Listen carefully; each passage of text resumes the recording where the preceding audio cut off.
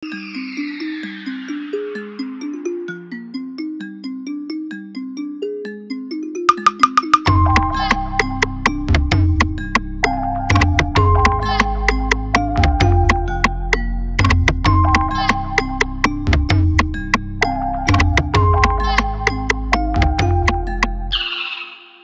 ist also der Tretroller von NIO, und falls ihr NIO selbst noch nicht kennt, die stellen unterschiedliche elektrische Produkte her, mit denen ihr euch fortbewegen könnt. Die haben auch normale Roller. Falls ihr sowas mal hier auf dem Kanal sehen möchtet, schreibt es mir gerne in die Kommentare, damit die Jungs und Mädels auch wissen, dass hier Interesse besteht und ich demnächst mal mit einem elektrischen Roller durch die City cruisen kann. Den Tretroller, den ich hier habe, ist einmal die Sportversion von NIO. Es gibt noch eine Pro-Version. Der Roller hier selbst, wie ihr seht, ist ein super stylisches Teil, und ich muss sagen, es hat mich schon direkt gecatcht, dass es sehr hochwertig verarbeitet ist. Es ist ein Produkt in der Premium-Klasse, und ich würde auch sagen, dass es von der Materialqualität sehr, sehr gut ist. Also falls ihr da wissen wollt, was im Lieferumfang alles dabei war, dann verlinke ich euch hier oben einmal mein Unboxing. Und funktionstechnisch bietet der Roller schon einiges. Es sind 40 Kilometer Reichweite, bis zu 40 Kilometer, und ich muss sagen, ich bin da auch in meinen Hochrechnungen drauf gekommen. Er hat auch eine Energierückgewinnung, und ich kann mir gut vorstellen, dass man in Kombination damit und nicht allzu steilen Terrain wirklich auf diese 40 Kilometer kommt. Der Roller, der hat eine Maximalgeschwindigkeit von bis zu 25 km/h.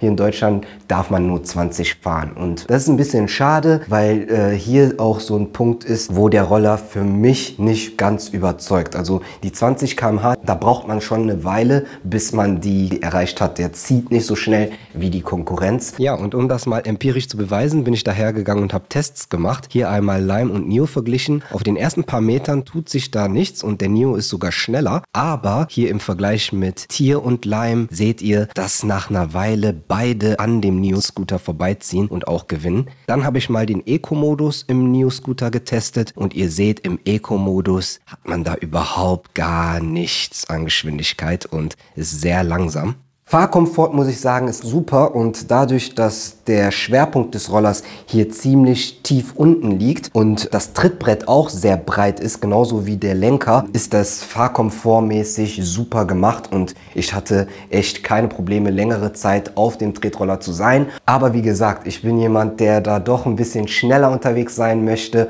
und die 20 km/h schneller zu erreichen, das ist mir dann auch schon wichtig. Weiterhin hat man hier mit diesem Roller die Möglichkeit, auch das Ganze per App zu connecten. Ihr könnt das Ganze auch sperren und entriegeln in der App. Das ist so eine Art Diebstahlsicherung, aber da sage ich euch, macht euch da nichts vor. Das Ding ist weg, wenn es weg sein soll, weil die Diebstahlsicherung habe ich hier mal aktiviert. Achtet mal drauf.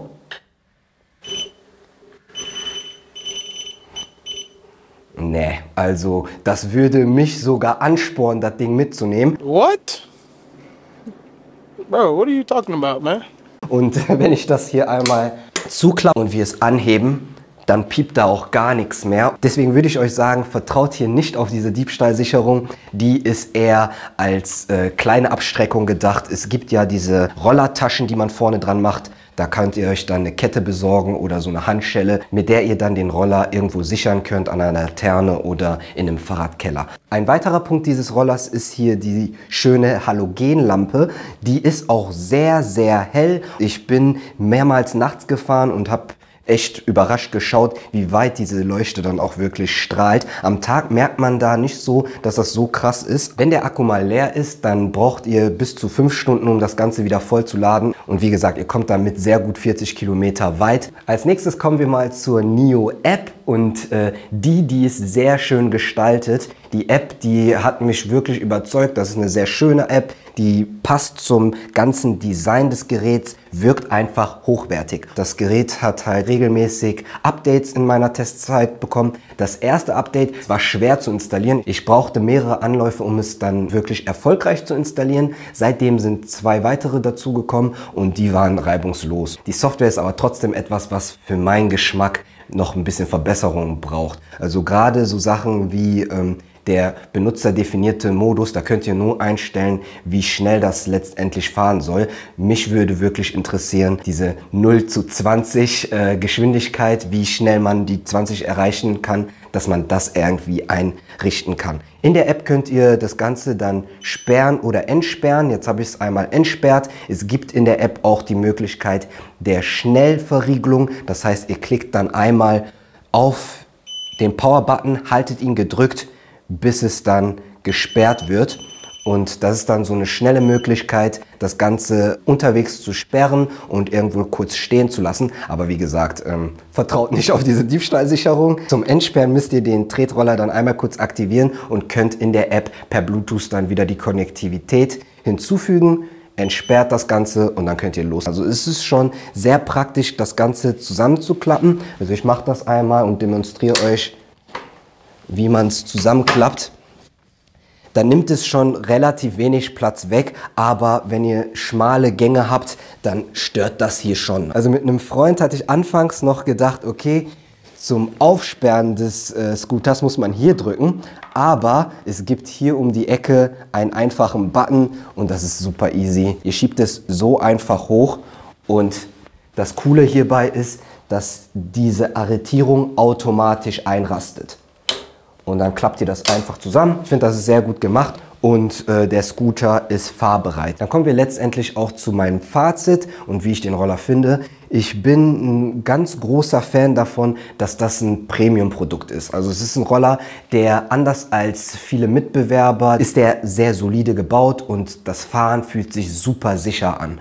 Für mich, als jemand, der ein bisschen mehr Spaß dabei auch beim Flitzen hat, fehlt mir ein bisschen Spritzigkeit und Geschwindigkeit. Und ich denke, das ist beim Pro-Modell gegeben. Ich würde sagen, es ist ein sehr erwachsener Roller. Das macht auch der Preis aus, ist ein Premium-Teil. Die Sportvariante, würde ich sagen, ist ein Rentnermodell und ich würde sagen, es hat Sport nicht wirklich verdient. Da greift ihr lieber zu dem Pro-Modell, das ist wirklich sportiver. Das ist ein solides Teil, wenn ihr ein gutes Produkt haben möchtet, womit ihr sicher fahren könnt, vielleicht auch für ältere Menschen in unserer Gesellschaft. Lässt sich mit vielen smarten Funktionen auch noch interaktiv nutzen, also die Fahrstatistik in der App einzusehen, das Ganze mit dem Diebstahlschutz, was nicht ganz so funktional ist, aber so bin ich ganz happy mit dem Teil. Falls ihr euch selbst jetzt so einen Scooter auch zulegen möchtet, dann schaut mal in die Beschreibung, da habt ihr alle Links zu den Scootern, die ich euch empfehlen würde. Das Sportmodell würde ich sagen, skippt das, geht direkt auf das Pro-Modell.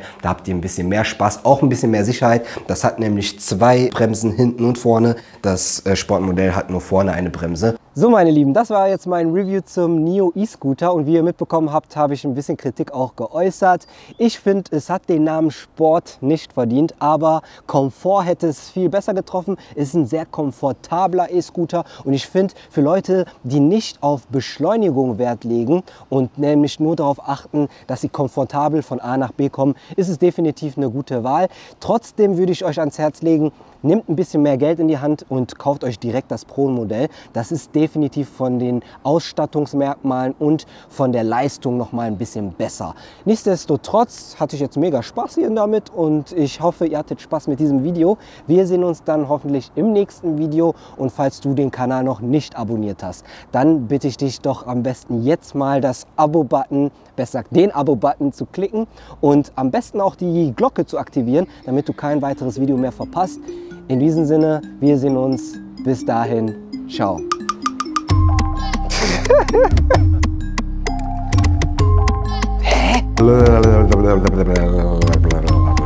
Lächeln und losstarten.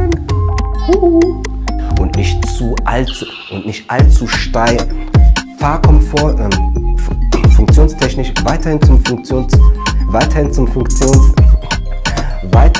Funktion und den funktionstechnischen Aspekten so